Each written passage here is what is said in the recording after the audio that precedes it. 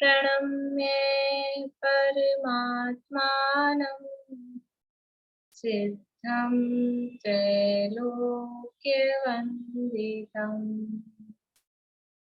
स्वाभाविक चिदानन्द स्वरूपं निर्मलाप्ययम्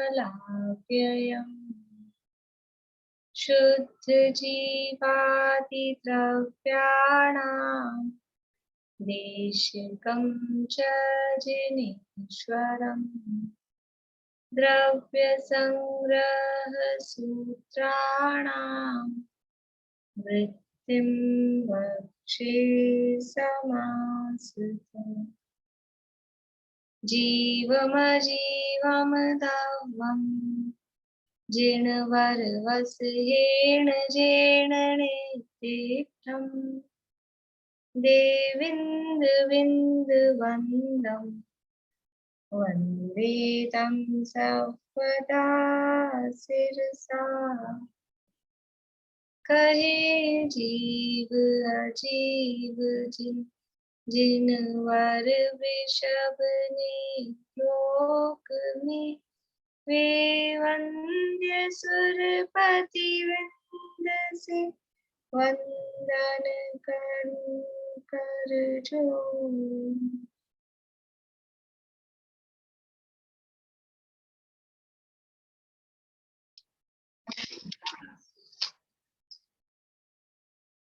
देखिए यहाँ वृहद द्रव्य संग्रह में तीसरा मोक्षमार्ग अधिकार अपना चल रहा है और इसके अंतर्गत 48वीं गाथा के आधार पर ध्याता पुरुष का लक्षण यहाँ बताया जा रहा है। गाथा का पाठ करते हैं। मामुज्जह मारज्जह मादुसह इट्ठनिट्ठ अट्ठेषु स्थिरमिच्छहि जय चित्तम् विचित्त झाणपसेधिये। यदि तुम विचित्र अर्थात अनेक प्रकार के अथवा विचित्र अर्थात विकल्प जाल रहित ध्यान की सिद्धि के लिए चित्त को स्थिर करना चाहते हो तो इष्ट और अनिष्ट इंद्रिय विषयों में मोह राग और द्वेष न करो। राग द्वेष और मोह मत करो। ये यहाँ पर ध्याता पुरुष का लक्षण बता रहे हैं कि उपदेश दे रहे हैं। उपदेश समझो या लक्षण समझो कि यदि तुम ध्यान करना चाहते हो तो तुम्हारा लक्षण क्या होना चाहिए कि तुम राग द्वेष मोह नहीं करो। किसमें नहीं? इष्ट अनिष्ट पदार्थों में। क्यों नहीं करें? कि यदि अनेक प्रकार के ध्यान की सिद्धि करना चाहते हो तो ये अनेक प्रकार का ध्यान कौन सा है उसकी चर्चा यहाँ चल रही है। 4 प्रकार का ध्यान बताया है। आर्त ध्यान, रौद्र ध्यान, धर्म ध्यान और शुक्ल ध्यान। ये 4 प्रकार का ध्यान है। उसमें से 2 प्रकार का ध्यान तो वो संसार का कारणभूत है और जो धर्म ध्यान है और शुक्ल ध्यान है वो मोक्ष के कारणभूत ध्यान है। उसमें से धर्म ध्यान की चर्चा अपनी चल रही है और वो धर्म ध्यान भी कितने प्रकार का है? 4 प्रकार का धर्म ध्यान है। कौन कौन सा 4 प्रकार का है? आज्ञा विचय, अपाय विचय, विपाक विचय और संस्थान विचय। ऐसे 4 प्रकार का धर्म ध्यान है। धर्म ध्यान कौन से गुणस्थान से कौन से गुणस्थान तक होता है? धर्म ध्यान कहाँ से कहाँ तक होता है? आशा आंटी। धर्म ध्यान कहाँ से कहाँ तक होता है मतलब? गुणस्थान कौन से गुणस्थान से कौन से गुण, जैसे आर्त ध्यान के गुणस्थान बताए ना। मैंने नहीं पढ़े। आपने नहीं पढ़ा? आप रोज नहीं आ रहे? नहीं, मैं तो आपने कल कही ना आज ध्यान का वो है तो आ जाना, इसलिए मैं नहीं पढ़ रही है। पर फिर भी मुझे आते भी नहीं है। ठीक, चौथे से 7वें तक। हाँ, चौथे से 7वें तक धर्म ध्यान चौथे से 7वें गुणस्थान तक होता है। आर्त ध्यान कहाँ से कहाँ तक होता है? आर्त ध्यान रेणु जी। चौथे से 6ठे तक निदान को छोड़ के, निदान आर्त ध्यान को छोड़ के। फिर से सोच लीजिए क्या बोल रहे हैं।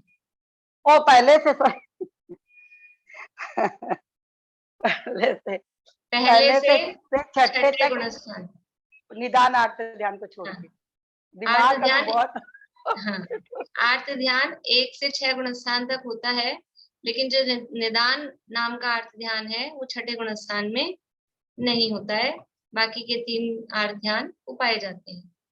रौद्र ध्यान कहाँ से कहाँ तक होता है, सुधा जी? रौद्र ध्यान 5वें गुण स्थान तक होता है, 1 से लेके कौन से? 5वें गुण स्थान तक, हाँ, पहले से लेके 5वें 5वें गुण गुण स्थान स्थान तक। तक रौद्र ध्यान पाया जाता है। तो ये जो धर्म ध्यान है 4 से 7 तक, अर्थात ज्ञानी जीवों के जीवन में, सम्यक दृष्टि ज्ञानी जो जीव हैं उनके जीवन में धर्म ध्यान पाया जाता है। किस तरह का है ये धर्म ध्यान? 4 प्रकार का कहा। आज्ञा विचय, यानी जिनेंद्र भगवान की आज्ञा का विचार पूर्वक जो उपयोग उसमें लगा हुआ है वो आज्ञा विचय नाम का धर्म ध्यान। फिर अपाय विचय धर्म ध्यान, अर्थात मेरे ये जो मिथ्यात्वादी हैं, कर्माधिक हैं, ये संसार का दुख है, इसका नाश कैसे हो, ऐसा विचार में लगा हुआ उपयोग। अथवा मुझे रत्नत्रय की प्राप्ति का उपाय क्या हो, मेरे सुखी होने का उपाय क्या है, इस तरह के विचार में जो लगा हुआ है उसका नाम है अपाय विचय नाम का धर्म ध्यान। फिर विपाक विचय धर्म ध्यान, कि ये कर्म का बंध कैसे होता है, उदय कैसे आता है, इसका फल किस प्रकार का होता है, किस तरह की ये कर्मों की परिस्थितियां हैं, कैसे विचित्र विचित्र प्रकार के कर्म के अलग अलग प्रकार के उदय आते हैं, ये सब विचार करना वो कहलाता है विपाक विचय नाम का धर्म ध्यान। और चौथा है संस्थान विचय धर्म ध्यान। संस्थान विचय धर्म ध्यान किसे कहा था? कल अपन ने 2-3 तरह की परिभाषाएं देखी थी कि लोक के संस्थान का अर्थ है आकार, आकार का विचार करना। तो किसके आकार का विचार करना? लोक के आकार का। और आकार का अर्थ बाहरी आकार ही नहीं, आकार का अर्थ उसका स्वरूप भी। तो लोक के भौगोलिक आकार का भी और लोक के स्वरूप का विचार करना। और लोक मतलब 3 लोक। पहला अर्थ क्या किया था? आप बताएंगे? वही 3 अर्थ कल अपन ने किए थे संस्थान विचय की। संस्थान विचय के 3 अर्थ बोलिए प्रमिला जी। एक तो 6 द्रव्यमयी विश्व है, और एक चैतन्य लोक और एक 3 लोक। हाँ, पहला अर्थ लोक यानी 3 लोक जो है, तो 3 लोक के आकार प्रकार का विचार करना, उसके स्वरूप का विचार करना, वो संस्थान विचय धर्म ध्यान है। दूसरा अर्थ है लोक मतलब विश्व, विश्व मतलब 6 द्रव्यों का समूह। तो 6 द्रव्यों के स्वरूप का, उनके आकार प्रकार आदि समझ उसके बारे में विचार करना, वो भी संस्थान विचय धर्म ध्यान है। और तीसरा लोक शब्द का अर्थ है लोक मतलब अपना आत्मा, चैतन्य लोक, शुद्ध आत्मा, क्योंकि इस आत्मा में ही, ज्ञान स्वभाव में ही ये सारे लोक दिखाई देते हैं, इसलिए यही लोक है। तो अपनी आत्मा के स्वरूप का, आकार प्रकार का संपूर्ण रूप से उसका विचार करना, वो संस्थान विचय धर्म ध्यान है। इस तरह से 3 तरह के अर्थ अपन ने देखे थे। और संस्थान विचय धर्म ध्यान के ही फिर और उसमें 4 भेद और किए गए हैं। कल जो वो आप कह रहे थे यहाँ संयम प्रकाश में, वो अपाय विचय धर्म ध्यान के ही 4 भेद किए हैं, जो अपन पिंडस्थ पदस्थ रूपस्थ रूपातीत के रूप में देख रहे हैं। अदरवाइज अन्य ग्रंथों में संस्थान विचय धर्म ध्यान के ये 4 भेद किए हैं, पिंडस्थ पदस्थ रूपस्थ रूपातीत, या फिर अलग से ही ऐसे ही कि धर्म ध्यान के और दूसरी तरह से 4 भेद कहे जाते हैं, और वो 4 भेद गिनाए हैं। तो जो भी हो, मतलब ये धर्म ध्यान के अंतर्गत ये 4 प्रकार के भेद और कहे जाते हैं। कौन कौन से 4 प्रकार के भेद? पिंडस्थ, पिंडस्थ धर्म ध्यान, पदस्थ धर्म ध्यान, रूपस्थ धर्म ध्यान और रूपातीत धर्म ध्यान। ये 4 प्रकार के धर्म ध्यान यहाँ अपन अभी संस्थान विचय धर्म ध्यान के अंतर्गत इन 4 भेदों को देख रहे हैं। तो पिंडस्थ किसे कहते हैं?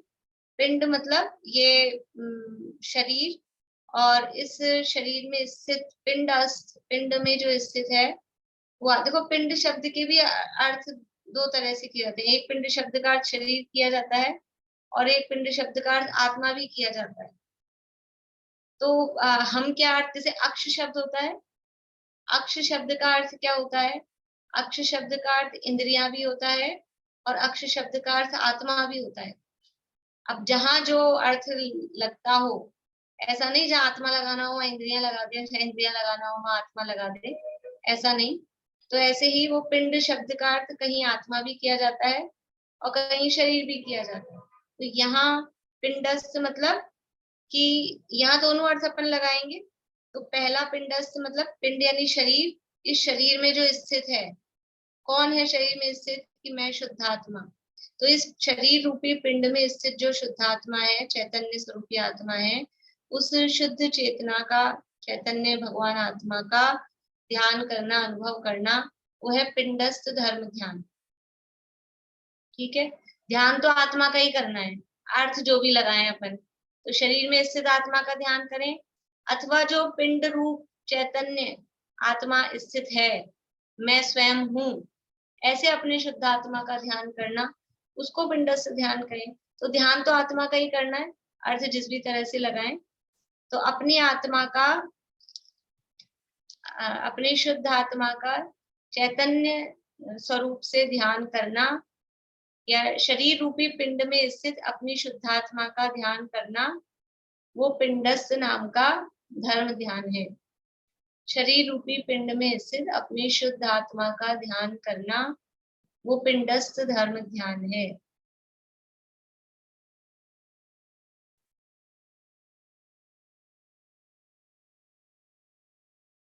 अब इस पिंडस्थ धर्म ध्यान के अंतर्गत ही 5 धारणाएं बताई गई हैं। ये यानी शरीर में जो शुद्धात्मा है उसका ध्यान किस प्रकार से किया जाए, तो उसके लिए 5 धारणाएं बताई गई हैं। पृथ्वी धारणा, अग्नि धारणा, वायु धारणा, चौथी का नाम है जल धारणा या वारुणी धारणा भी उसको कहते हैं, और 5वीं है तत्व रूपवती धारणा।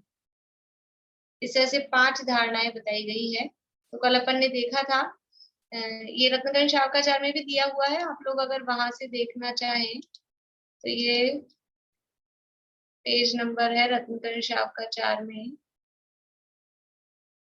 406 नंबर का पेज है, 406 नंबर का पेज है। देखिए यहाँ पे यही हेडिंग दिया है, धर्म ध्यान के अन्य प्रकार 4 भेद। ये इससे ऊपर तक तो 4 वो आज्ञा विचय, अपाय विचय, विपाक विचय और संस्थान विचय, ये 4 धर्म ध्यानों का स्वरूप किया। उसके बाद में यह हेडिंग दिया धर्म ध्यान के अन्य प्रकार से 4 भेद।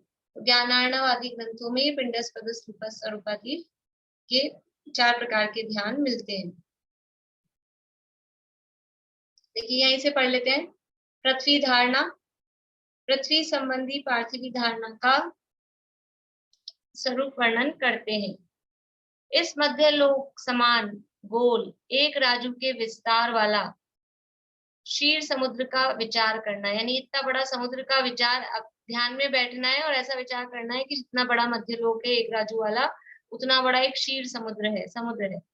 और क्षीर समुद्र किस प्रकार का है? कि शब्द रहित, लहरों रहित, मतलब पूर्णतः शांत, एकदम ऐसा निस्तब्ध और सफेद पाला या बर्फ के समान क्षीर समुद्र है। क्षीर मतलब दूध के जैसा, तो सफेद एकदम ऐसा समुद्र का विचार करना। उस क्षीर समुद्र के बीच में तपाए हुए स्वर्ण के समान अपरिमित प्रभा का धारक 1000 पत्र पाखुड़ी युक्त पद्म राग मणिमय उदय रूप केशरावली युक्त एक कमल का विचार करना। इतना बड़ा तो समुद्र है, एक राजू प्रमाण, और उसके अंदर एक स्वर्णमय और मणिमय ऐसा अत्यंत चमकदार प्रभा, अपरिमित प्रभा का धारक ऐसे कमल का विचार करना। अब वो कमल किस प्रकार का है? तो यहाँ कह रहे हैं कि जम्बू द्वीप समान 1,00,000 योजन के विस्तार का कमल, उसका विचार करना, और उसके बीच में चित्त रूप भौरे को प्रसन्न करने वाली मेरु के समान कर्णिका, यानी जम्बू द्वीप तो है कमल, और वो जो सुमेरु पर्वत है ना, वो सुमेरु पर्वत है, उसकी कर्णिका जो बीच की, कल अपन देख रहे थे, वो पराग जिसे कहते हैं, वो पराग। तो जम्बू द्वीप जितना 1,00,000 योजन के विस्तार वाला कमल है, उसकी पत्तियां कितनी है? पंखुड़ियां 1000 पंखुड़ियां हैं, और उसके बीच की जो पराग है वो कैसी है? मेरु पर्वत उसकी पराग है, और वो अपनी कांति से दशों दिशाओं को पीला करती हुई शोभायमान है।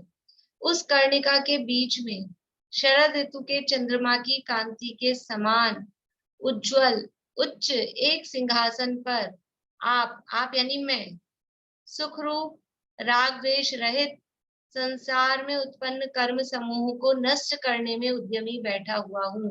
वो जो सुमेरु के समान वो कर्णिका है, कर्णिका के समान वो सुमेरु है, उसके ऊपर एक उज्जवल कांतिमय सिंहासन है, उस सिंहासन पर मैं बैठा हूँ। और किस प्रकार से बैठा हूँ कि मैं सुख स्वरूप राग द्वेष रहित और जो ये जितने कर्म संसार में यहाँ उत्पन्न हुए हैं उनको नष्ट करने के लिए तैयार वहां उस सिंहासन पर मैं बैठा हूँ। ऐसा तो पहले अपने आप का विचार करना, मैं कहाँ बैठा हूँ।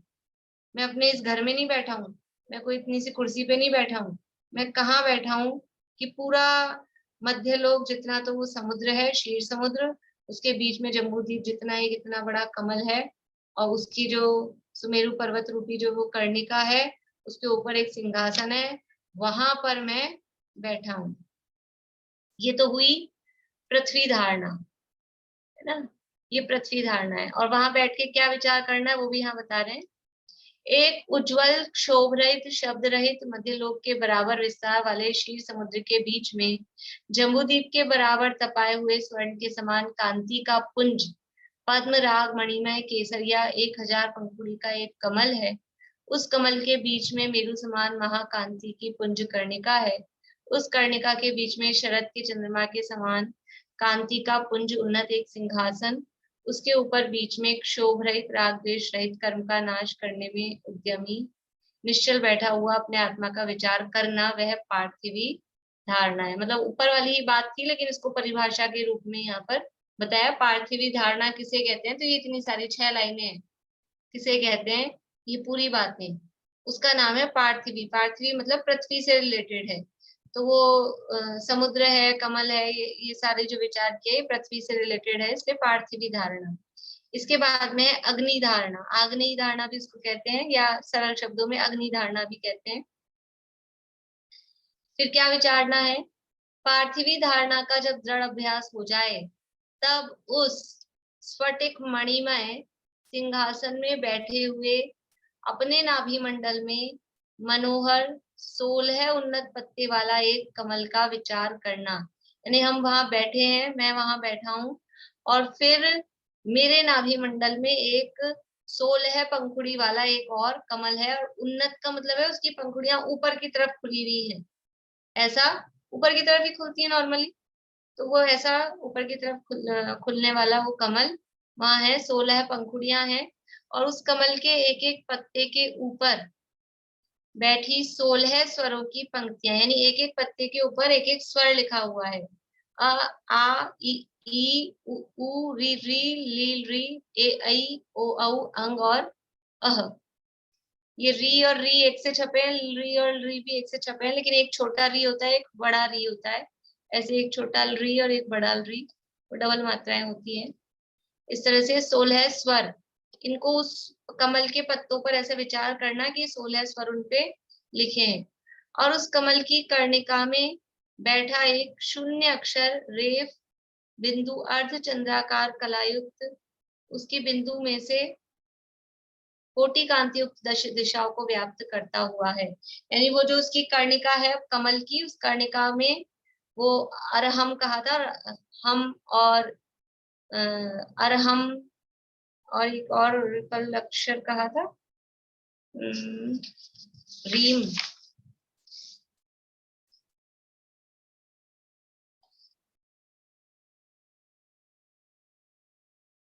अरहम और राम, हम और ई, इस तरह वो जो रेफ है ना, रेफ ही कहा था हम, और ये जो रेफ रेफ मतलब वो ह के ऊपर आधा जो लगता है, उस रेफ में से धुआं निकल रहा है, इस तरह का उसको विचार करना।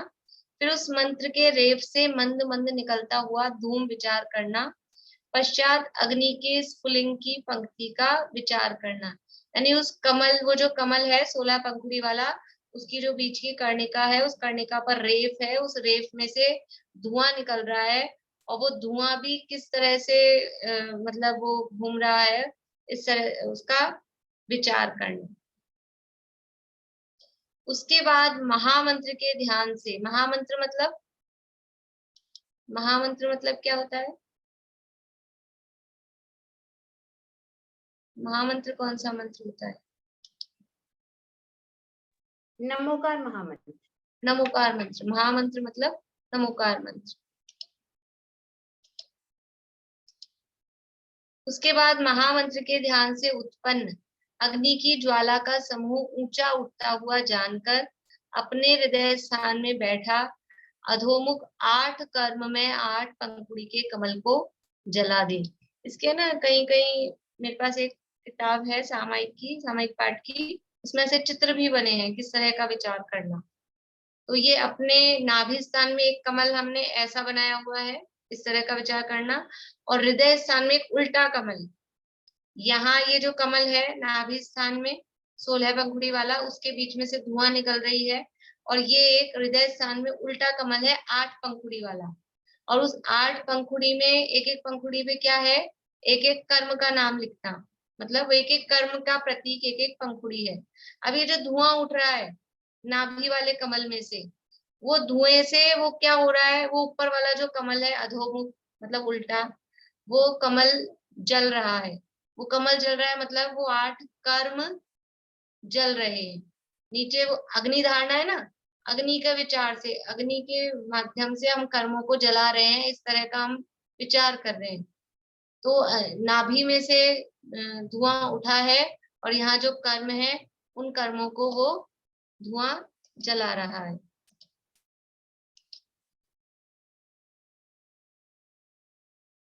अपने हृदय स्थान में बैठा अधोमुख 8 कर्म में 8 पंखुड़ी के कमल को जला दे। उसके बाद बाहर आकर त्रिकोण अग्निमंडल, अग्नि के बीजाक्षर रकार सहित स्वस्तिक चिन्ह सहित ज्वाला के समूह से अग्नि से शरीर को जला दे। अभी तो वो क्या था कि वो जो कमल था ऊपर, उसको वो अग्नि जला रही थी, फिर धीरे धीरे वो अग्नि बढ़ती बढ़ती ऐसे ट्रायंगल हो गया हमारे। इस तरह से हम बैठे हैं ना, ध्यान में बैठे हैं, तो ये एक त्रिकोणाकार रूप से बैठे, नीचे से आलती पालती लगा के बैठे हैं पद्मासन में, तो नीचे से चौड़ा है ऊपर से सकड़ा, तो ऐसा त्रिकोण ट्रायंगल जैसा एक बनता है। तो वो अग्नि का जो धुआं आ रहा है वो भी त्रिकोण आकार अग्निमंडल, इस तरह से एक त्रिकोण आकार बन जाता है, और फिर उसमें स्वस्तिक बनते हैं बाहर की तरफ। देखिए ये यहाँ से पढ़ के बताती हूँ। उस त्रिकोण के बाहर तीनों कोनों पर, बाहर तो स्वस्तिक बन गए अग्निमय, और अंदर के तीनों कोनों पर ओम ऐसा अग्निमय लिखा हुआ विचारें। और फिर विचारें कि भीतर तो अष्ट कर्मों को जला रहा है ये, और अंदर से नहीं, अंदर तो अष्ट कर्मों को जला रहा है और बाहर शरीर को जला रही है। अग्नि का जो समूह बन गया,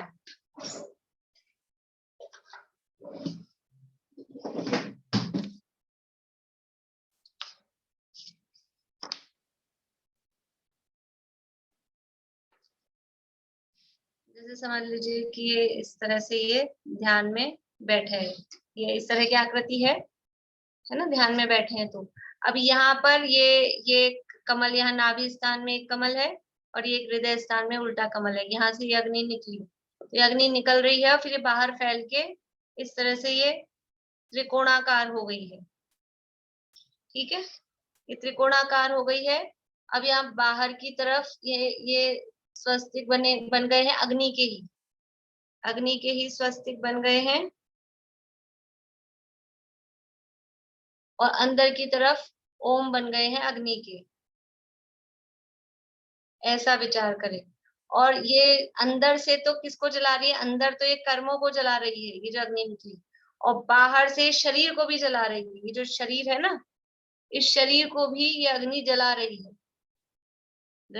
कर्मों को भी जला रही है और शरीर को भी जला रही है। और अग्नि से जलते जलते कर्म भी भस्म हो गए और शरीर भी भस्म हो गया। ये सब केवल ये ध्यान में ऐसा विचार किया जा रहा है, धारणा है, जलाना नहीं, आग जला के बैठ जाए कोई जलाना है, ऐसा नहीं है। केवल इस तरह से अपने उपयोग को एकाग्र किस तरह से करें। अभी अब ये सब विचार कर रहे हैं तो इधर उधर कोई बातों में जाएगा, घर गृहस्थी की बातें में, कि सब्जी क्या बनानी है, कि किसको क्या लेना है, कि देना है, कि उपयोग इसमें एकाग्र होगा, तो ये उपयोग को एकाग्र करने का एक माध्यम है। जब उपयोग एकाग्र होने लग जाएगा तो फिर धीरे धीरे ये आलंबन भी छूट जाएगा, उपयोग अपने आप ही एकाग्र हो जाएगा। तो ये इस तरह से ये विचार करे, फिर अग्नि से जलते जलते कर्म और शरीर भस्म रूप हो गए हैं, फिर धीरे धीरे अग्नि शांत हो गई है, ऐसा विचार करना, इसका नाम अग्नि धारणा या आग्नेय धारणा है।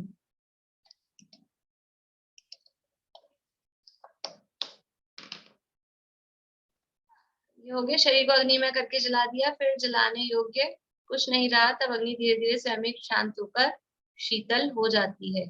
इसके बाद में है पवन धारणा। बोलिए भारती आंटी। मैंने कहा मैं ये वाला ध्यान ना पहले करती थी, तो मैंने क्या किया था ना, इसको अपने टेप कर लिया था पूरा अच्छे से वर्ड्स में, वो मेरे पास जो जिनवाणी थी उसके हिसाब से, और क्योंकि ऐसे ध्यान करो तो स्टेप छूट जाते हैं, और फिर मैं उसको चला के करती थी तो बहुत अच्छे से होता था। अच्छा, ठीक है, ये भी एक तरीका, अपन प्रारंभिक भूमिका में उसको रिकॉर्ड कर लें, फिर वो चलता रहे तो अपन करते रहें, जिसका जिसमें उपयोग मतलब जिस तरह से लगे, वो एक तरीका है। अब ये हुआ, पहले थी पार्थिवी धारणा, पृथ्वी धारणा, उसमें हमने ये सारा विचार किया था हम कहाँ बैठे हैं। फिर अग्नि धारणा के माध्यम से ये कर्म को और शरीर को जला दिया। अब वो जल गए तो बहुत कचरा हो गया, तो जला देते ना, जैसे कहीं गंदगी निकलती है तो वो जला देते हैं, जलाने के बाद में कचरा हो जाता है, उसका राख वाख हो जाती है। तो अब क्या है, तीसरी धारणा वायु धारणा, ये जो कचरा हो गया है, राख हो गई है, उसको साफ करना है। ये तीसरी वायु धारणा यहाँ कह रहे हैं। पवन धारणा वायु धारणा एक ही बात है। अब पवन धारणा का वर्णन करते हैं, कैसा पवन है। महावेग युक्त तथा महाबलवान, देवों के समूह को भी चलायमान करता हुआ, मेरु को कंपायमान करता हुआ, मेघों के समूह को विदीरता हुआ, महासमुद्र को क्षोभरूप करता हुआ, बड़े भवनों के भीतर से गमन करता हुआ, दिशाओं के मुख में चलता हुआ, जगत के बीच फैलता हुआ, पृथ्वी तल में प्रवेश करता हुआ, ऐसा पवन। ये सारी उपमाएं दिए, मतलब बहुत तेज, इतनी तेज पवन, इतनी तेज हवा है कि समुद्र भी पूरा उससे चलायमान है, हलचल हो गई है, मेरु भी कंपायमान हो गया है, बादल सारे मेघों के समूह विदीरता, मतलब बादल सारे हवा से छट गए हैं, सब गायब हो गए हैं, उड़ गए हैं, इस तरह का, मतलब बहुत तेज, जिसे हम कहें तूफान, ऐसी वो शब्द तो दे रहे पवन, लेकिन वो तूफान से भी भयंकर, ऐसा पवन संपूर्ण आकाश भर में विचरण करता हुआ स्मरण करना, मतलब ऐसे पवन का, ऐसे हवा का विचार करना कि इतना तेज हवा तूफान ये चल रहा है, और उस प्रबल पवन से वह जली हुई कर्म रज और शरीर की रज उड़ जाती है। अभी जो वो हो गई थी ना राख, उसकी भस्म बच गई थी, कर्म जले और शरीर जले, तो वो उसको दूर करने के लिए इतनी तेज की हवा चली कि जितनी वो कर्म रज थी और शरीर की रज थी, वो धूल थी, वो सारी उड़ जाती है। इस प्रकार से फिर ये होने के बाद में ये पवन फिर धीरे धीरे शांत हो जाता है। ये पवन धारणा, इसको वायवी धारणा, वायु धारणा, श्वसना धारणा, ये अलग अलग इसके नाम दिए हैं।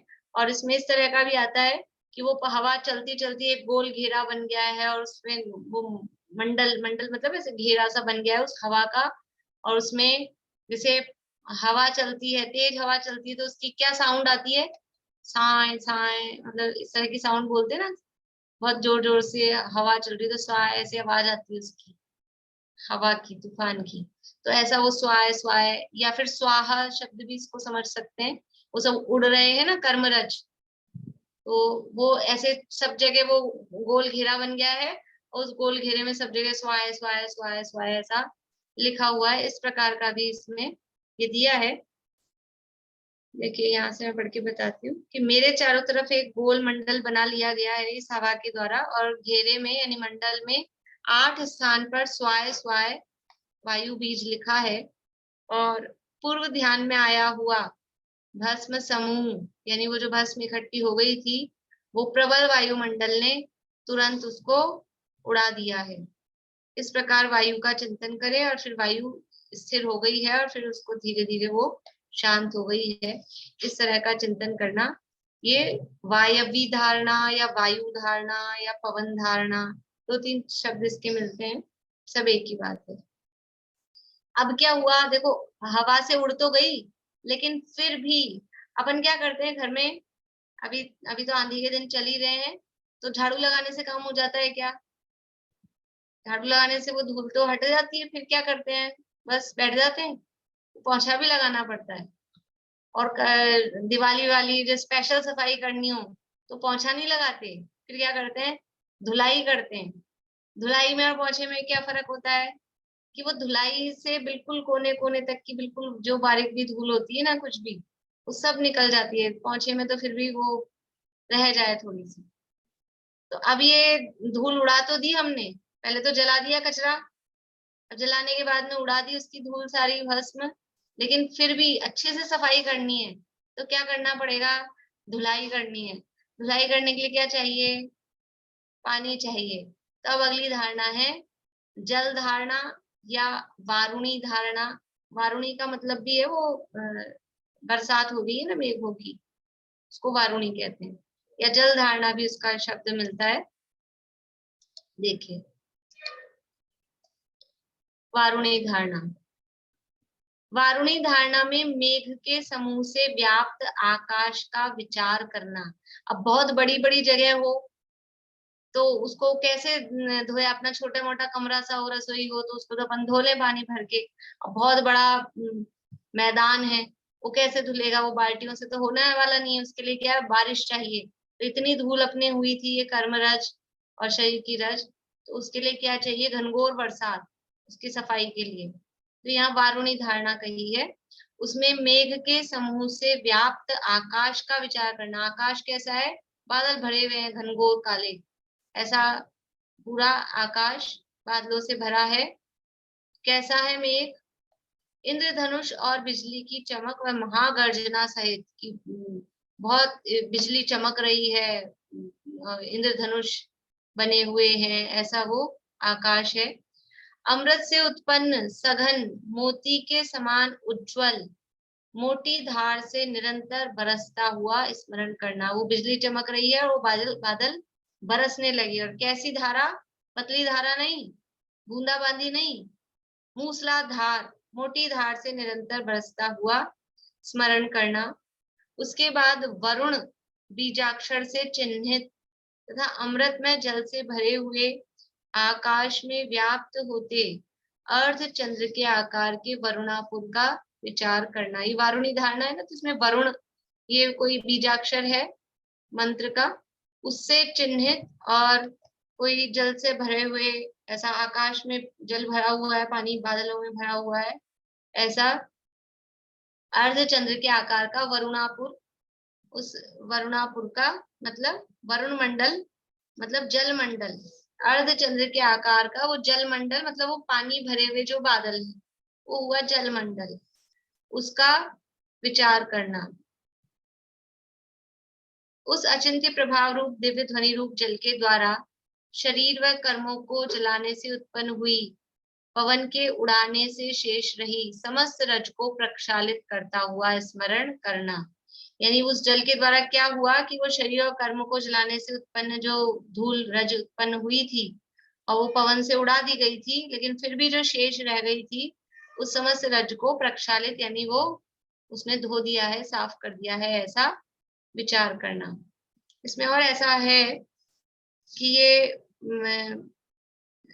देखिए मैं यहाँ से सरल शब्दों में पढ़ के बताती हूँ आपको कि आकाश में बड़े बड़े मेघों के समूह आ गए हैं, बहुत जोर से उमड़ रहे हैं, बिजली चमक रही है, बादल गरज रहे हैं और मूसलाधार जल वर्षा रहे हैं। मैं बीच में बैठा हूँ और मेरे ऊपर अर्ध चंद्राकार जल मंडल, वरुणपुर लिखा था ना, वरुणापुर मतलब जल मंडल, और वो कौन से उसमें अक्षर है, बीजाक्षर बता रहे थे पहले में, जैसे अग्नि धारणा में वो रेफ बताया था, फिर अभी यहाँ स्वाय स्वाय ये बताया बीजाक्षर, अभी इसमें जल धारणा में प प प प ये बीजाक्षर है। उन बीजाक्षरों से वो जल बरस रहा है, जल के बीजाक्षरों से। और जो मेरी आत्मा पर ये जो धूल लग गई थी कर्मों की और ये शरीर की, ये सारी धूल को धो धोकर साफ कर रहा है। आत्मा अत्यंत पवित्र हो गया है। यानी अपने मतलब मन में ही इस तरह की बात, पवित्रता आ जाती, मतलब विचार आता है। जैसे अभी अपन कहीं से आओ, सफर करके आए, तो अंदर से ऐसी फीलिंग रहती है कि नहीं, हम सफर से आए, ट्रेन से आए, तो अशुद्धता सी एक लगती है। रात को सो के उठे हैं, नहाए नहीं है, तो भले ही किसी को चेहरे से पता नहीं लगे, आप अच्छे से बाल बना लो और मुंह साफ कर लो, तो किसी को ये नहीं पता लगेगा कि आप नहाए हो कि नहीं नहाए हो। लेकिन खुद को अंदर से फीलिंग ऐसी आती कि नहीं, कुछ अशुद्धि है। ऐसे ही वो जो कर्म जले और शरीर जले, वो भस्म था, अब वो सब धुलाई हो गई। अब धुलाई होने के बाद में क्या होता है, खुद को अच्छा लगता है। दिवाली की सफाई कर लेते हैं, तो सफाई करने, धुलाई उलाई कर दी। अब भले ही धुलाई करने के बाद में कई बार क्या होता है कि फिर से थोड़ी बहुत इधर का सामान उधर, उधर का सामान इधर करते हैं ना, तो वो वापस आ जाती थोड़ी बहुत धूल वूल। लेकिन फिर भी अपने मन को क्या ऐसे ये तसल्ली रहती है कि नहीं, धुलाई हो गई, साफ हो गया, अच्छा। तो ऐसे ही यहाँ यहाँ वो बात नहीं है कि कोई धूल आ गई है, लेकिन ये ध्यान चल रहा है ना, तो ध्यान में ही अपने आप को ये फीलिंग आती है कि मेरे सारे कर्म धुल गए हैं, सब नष्ट हो गए हैं, कुछ भी नहीं बचा, तो मैं कैसा हो गया हूँ। यानी शुद्ध आत्मा का ध्यान करना है। अगली जो है ना, तत्व रूपवती धारणा, उसके लिए ये सारी प्रोसेस की है। क्योंकि अभी ध्यान करने बैठते हैं तो वो आत्मा मोही, रागी, द्वेषी, शरीर वाला, कर्म वाला, और मनुष्य देव, नारकी, त्रिंश, पता नहीं क्या क्या दिखाई देता है। तो वो दिमाग में वही आता है, अपने को वही मान के रखते हैं, तो फिर वो उसके काम चलते रहते हैं। स्त्रियां हैं तो स्त्रियों जन्य, पुरुष है तो पुरुष जन्य, और जो भी कुछ है, उपयोग स्थिर नहीं हो पाता है। तो ये धारणा, मतलब ये चार, ये जो हमको इस तरह का रूपक बनाया गया है, क्यों? क्योंकि अब कुछ नहीं, अब तुम बिल्कुल शुद्ध आत्मा, द्रव्य कर्म से, भाव कर्म से, नो कर्म से रहित, सबसे रहित, ऐसा शुद्ध आत्मा बच गया। अब आराम से ध्यान करो, कुछ नहीं है, कोई कर्म नहीं, कोई शरीर नहीं, नो कर्म नहीं, भाव कर्म नहीं, कुछ नहीं। उसके लिए ये इस तरह की ये धारणाओं का, ये कंसेप्ट, मतलब कंसेप्ट क्या है इसका, ये ध्यान करने का, ये इसमें उलझाना नहीं है, इसमें अटक के नहीं रहना है कि हम बस वही बादल ही विचार करते रहे, बिजली चमक देख रहे हैं, बिजली की चमक को नहीं देखना है। ये जो आयोजन किया है सारा, ये धारणाओं का, इस आयोजन का प्रयोजन क्या है? इस आयोजन में ये खाली ऐसा कोई अपने को मॉडल बना लेना है कि ऐसा कोई चित्र बना लेना है, वो नहीं है। उसका प्रयोजन ये है कि अपने को शुद्ध स्वरूप विचार करना, मैं शुद्ध आत्मा हूँ, ऐसा विचार करना। तो ऐसा फीलिंग में आए कि मैं बिल्कुल साफ सुथरा शुद्ध हो गया हूँ, कुछ गंदगी मेरे में नहीं है। तो वो उपयोग शुद्ध आत्मा में, वास्तव में निश्चय से तो हूँ ही, स्वभाव से ही, स्वभाव से तो, लेकिन अभी अपनी मान्यता में, धारणा में भी अपने आप को इस तरह से शुद्ध फील कैसे करें, उसके लिए धारणाओं की चर्चा यहाँ पर की है। ये चार धारणाएं हुई, और इसके बाद में फिर पांचवी धारणा है तत्व रूपवती धारणा। तत्व रूपवती धारणा, अब क्या करना है कि बस अब आपको सारी तैयारी करके दे दी है, अब बस अब ध्यान करना है। क्या करना है कि उसके पश्चात सिंहासन पे बैठे हुए थे, ये ध्यान है ना, पृथ्वी धारणा में सिंहासन के ऊपर बैठे हुए थे, और वहां बैठा हुआ दिव्य अतिशयों से युक्त, कल्याणकों की महिमा युक्त, चार प्रकार के देवों से पूजित, समस्त कर्म रहित, अत्यंत निर्मल प्रगट पुरुषाकार, अपने शरीर के भीतर सप्त धातु रहित पूर्ण चंद्रमा के समान कांति का पुंज, सर्वज्ञ समान अपने आत्मा का स्मरण करना। कैसा है? जैसे भगवान सिंहासन पे बैठे हुए हैं, अब कर्म वर्म सब जल गए, तो कर्म से रहित हो गए, अतिशयों से युक्त हो गए। कर्मों से रहित होने के बाद क्या होगा? केवल ज्ञान हो गया, तो अतिशय प्रकट हो गए, देवता आ गए पूजने। ऐसा ये अपने आप को इस तरह का अपने आत्मा का स्मरण विचार करना, यह तत्व रूपवती धारणा है कि मैं ऐसा भगवान के समान भगवान बन गया हूँ, कर्म जल गए हैं, मैं भगवान बन गया हूँ। इस तरह का अपनी आत्मा का चिंतन करना, इसका नाम देखो। ये जो सारी बातें हैं ना, इससे कोई वो निश्चयाभास वाली स्थिति ना हो जाए। ये निश्चयाभास वाली नहीं है। निश्चयाभासी तो अभी ऐसे ही अपने आप को वो वर्तमान में ही अपने को केवल ज्ञानी मान रहा है, वर्तमान में ही राग द्वेष से रहित मान रहा है। यहाँ वैसा नहीं है, यहाँ तो स्वभाव से ही मानना है, पर्याय में नहीं मानना है। लेकिन फिर भी एक, जिसे हम कहें कल्पना में या ध्यान के लिए क्योंकि हम बैठे हैं, तो उस तरह की धारणा ही शब्द इसलिए उसको दिया है। इस तरह का विचार करके और अपने आत्मा का चिंतन करना, वो यहाँ पर ये बताया गया है। मतलब इसमें थोड़ा सा सावधानी रखने की भी जरूरत है, बैलेंस रखने की भी जरूरत है कि कहीं उसी में अटक के ना रह जाए। ये केवल हमको एक माध्यम दिया है, ये साधन है। ये जो धारणाओं की पिंडस्थ आदि ध्यान की बात है, ये जो धारणाओं की बात है, ये हमको उपयोग लगाने के लिए एक साधन माध्यम है। इसके अलावा वो कुछ नहीं है कि वो क्योंकि उसी में अटक के रह जाएं कि मध्यलोक है, कि जम्बूद्वीप है, कि वो सोने की पंखुड़ी है, कि वो कर्णिका है। उसमें अटकना नहीं है। उसके माध्यम से ध्यान अपनी आत्मा का ही करना है, उनका ध्यान नहीं करना है चीजों का, अपनी आत्मा का ध्यान करना है। उसके लिए एक माध्यम बताया गया है। इस तरह से ये जो पिंडस्थ ध्यान था उसकी 5 धारणाओं की चर्चा हुई। अब मंडे को अपन पदस्थ, रूपस्थ, रूपातीत इन ध्यानों की चर्चा मंडे को करेंगे। प्रश्न है किसी को?